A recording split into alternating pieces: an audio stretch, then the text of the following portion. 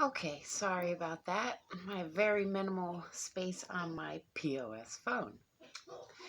Anyways, so where were we, kitties? That's right.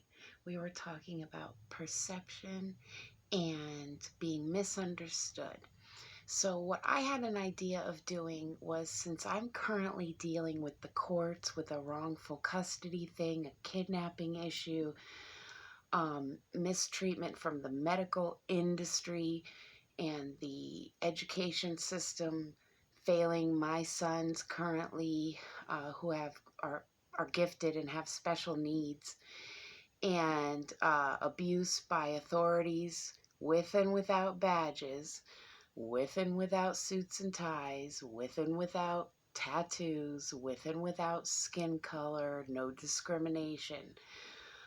Being disabled, having more than one qualifying disability as per SSA, and having been denied, fighting homelessness, going to every agency, government, church, social organizations, and suffering homelessness in Pennsylvania with this past polar winter and 60-mile-per-hour winds, and being outside like clutching knives, a female alone at the mercy of men and their authority and their power control, power trips.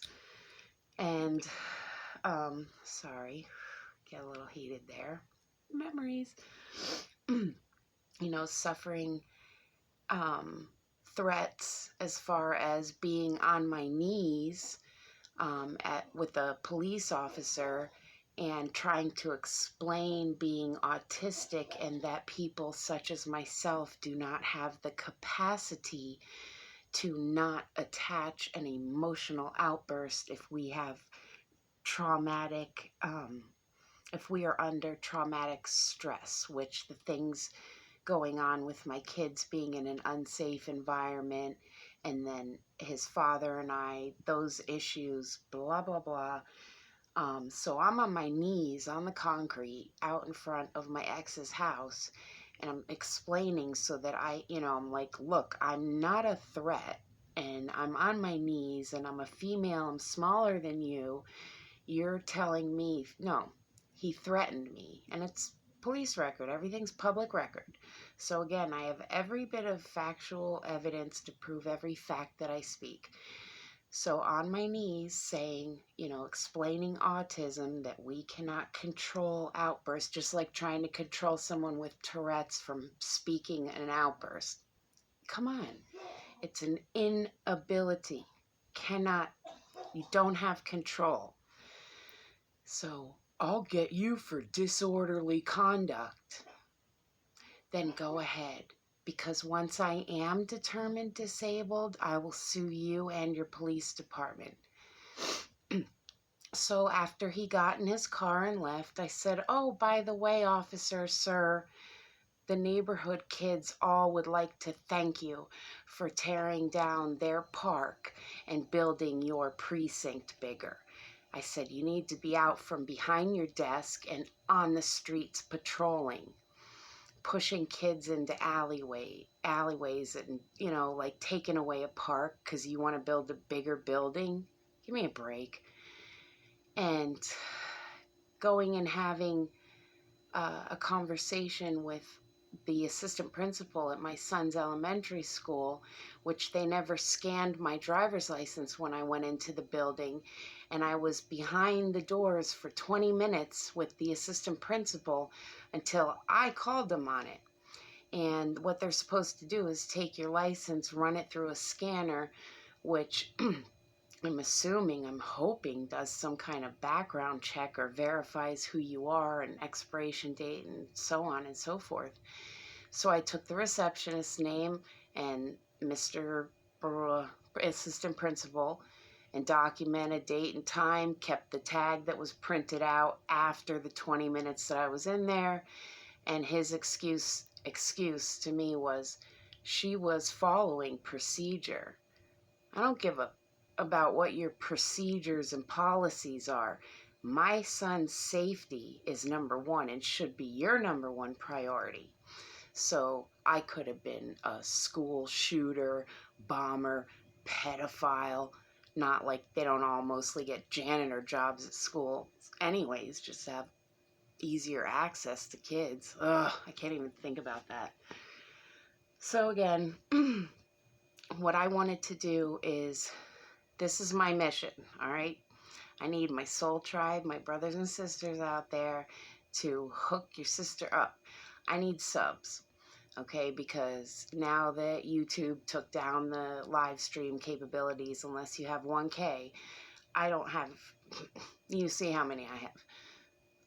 Not very many. So I want to try to get 1,000 subscribers so that I can live stream while I go into all these agencies and the district attorney and the courts and the Carbon County everything, and just let you guys really see what reality, like kind of Truman Show, I guess, you know, really be there and see a day in the life of dealing with these broken and failing institutions on every level.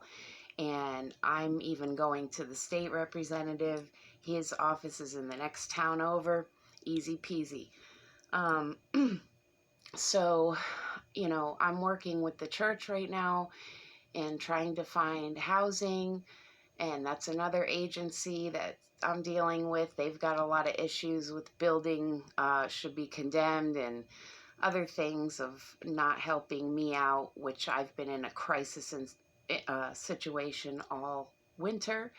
And I have a week left at the rooming house that I'm staying in, and they're like just, oh, we'll see you next month. Oh, you know, and I'm like, you know, I need to eat. I'm about to graduate. Like, I just want a home. I want my children safe, happy, healthy, and protected with me where they belong, and be able to have the government do their jobs. And, you know, at least your basic needs should be met, such as shelter and food and toiletries, and not asking much. And once I get my diploma, then I can start seeing clients and work for myself and, you know, get out of this situation. And I'll never, ever have to be at the mercy of anyone for anything ever again. So that's the goal anyway. So if you guys would like to help me, I would appreciate you so very much. If I can get the subs, I can take everyone along for the ride. And I think that'd be some really good journalism. And the radio station also having spots, at least to do some live Q&As or whatever. So I read this morning a little gem of the complete prophecies of my man, Mr. Michael Nostradamus.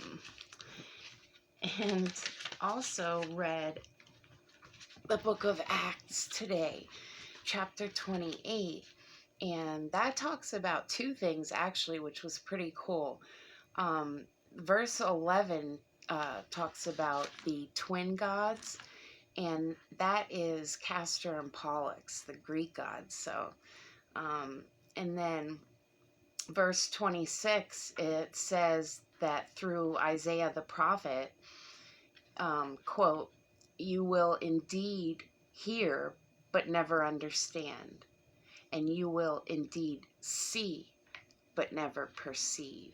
And that's the blind, the asleep of the world, the ignorant, the oblivious, or those that know the truth, see the truth, hear the truth, feel the truth, and choose to stay blind to it. Everything is a choice, from the smallest level to the largest. Everyone, every moment of every day has a chance to make a different choice. I always taught my kids that, and like a parrot or a tape recorder, over and over. Make good choices, make good choices. Bye, boys, love you, have a great day. Make good choices. Like, they probably had nightmares repeating that over and over in their head when they went to bed at night. But I like drilled it in because it's so important. It's like the movies, Final Destination series. Like literally your tiniest little choice. Oh, I'm going to turn left today. If you would have turned right, you know. So I always just say do the right thing, do the smart thing, and do the good thing. So even some of the people in the spiritual and the church community that I'm working with, what did Jesus do? Help the poor, fed the hungry, clothed the naked, healed the sick and afflicted, right? Without cost or payment, which is what Hippocrates wrote, the original writer, the great physician, which Nostradamus was the same, French physician. So back to him.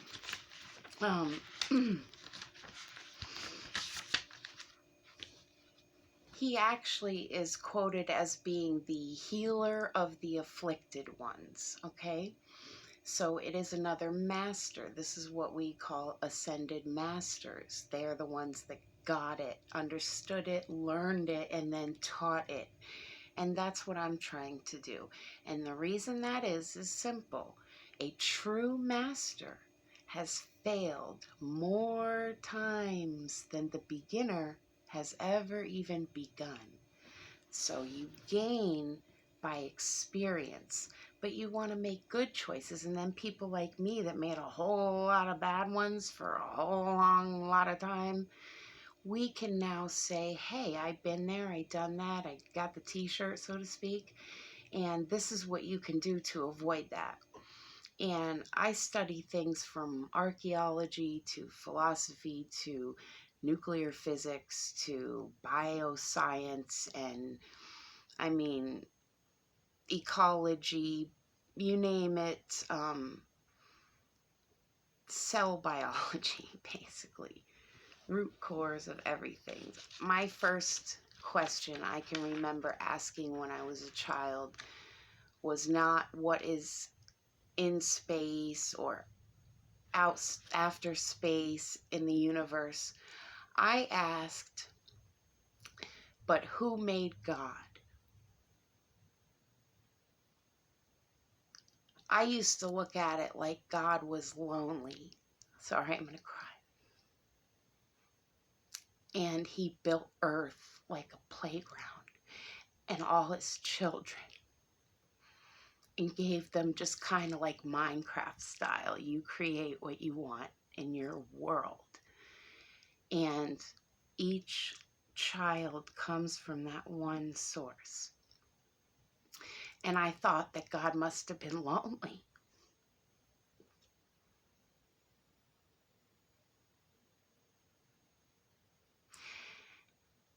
And regardless of how it was in the very beginning, the beginning of beginnings, not the beginning of creation here, of the children, of you, of me, God, the source. And I thought, man, I know how that feels.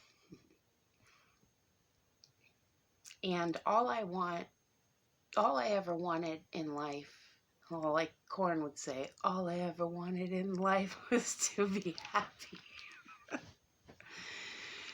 Like, seriously, my kids, my family, the simple things, music, video games, activism, righting wrongs, standing up, being a voice for the voiceless, hope for the hopeless, like power back to the people, and be peaceful and literally show, like, rock this planet, like show people. And then with cataclysms and Planet X and all these things and the gravitational pull coming through, there's going to be, already are many cataclysms happening worldwide, globally, this. And, people are going to need guidance when these things happen in their areas, geographically.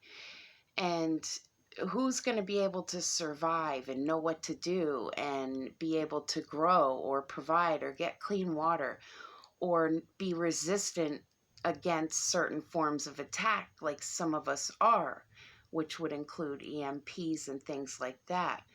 and illnesses. I was born allergic to this world, I'll tell you that. I spent the first few days of my life in an incubator. So yellow from jaundice, and I've caught scarlet fever, whooping cough, chicken pox, hep C even, which that's back when I was using IV heroin. And I saw the doctor, the specialist, and I had my numbers tested for months. And they started out like 30,000 or something. Then the next time I went in, it was like down to 30, like 30. And then the third time I went, it was at 0. And he said, he read my chart and he said, "You're a very lucky young lady." He said, "It's a rare thing, but," he said, "you have a gene that you cleared the virus and you didn't need the course of treatment medication." And I was like, "Oh, that's cool, you know." And I went back and it stayed at 0. And he said, "You're clear, you're good." And like I have a really low immunity, so I catch everything. I don't go to hospitals unless like literally I'm dying, or times that I've overdosed, let's say that they, emergency takes you in or whatever. But I don't try to expose myself to things as much as possible because I literally catch everything that comes my way. And I beat them. And for some reason, as if that's not bad enough, all the toxic chemicals I've put in my body in 42 years, like, it's a miracle. I thank God every day when I wake up. The first thing I do is smile. And I think of something like Bob Marley's Three Little Birds, because I'll hear the birds chirping now. And then that'll just like kind of, this is the day which the Lord has made. Let us rejoice and be glad in it, right? Thank you, God. Another day to try, to get up and try again. And that's what I do. And I just try to just do the next right thing. I fall, I make mistakes, I mess up my words. As you can see, I don't put makeup on, I don't have a green screen, I don't use a script. And today's weather, I was watching the news, like I just wanted to see if they were touching on anything real going on or if it was still bullshit. So I turned on the local news, and in today's community, it was so awesome to be out there. Where is your bag from? I got a Prada the other day.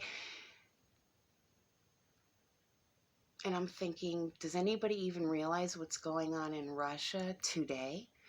Or what's going on in Iran that's being set up back and forth, these heads knocking, don't threaten me, don't threaten me, you're not going to threaten me, trigger happy, pew, like, it's not rocket science, but it is. And it's like, I don't know. So this is the invocation of the law against inept critics, written by Nostradamus. And he says, "Those who read these verses, let them consider with mature mind. Let not the profane, vulgar, and ignorant be attracted to their study. All astrologers, fools, and barbarians draw not near. He who acts otherwise is cursed according to right." Now,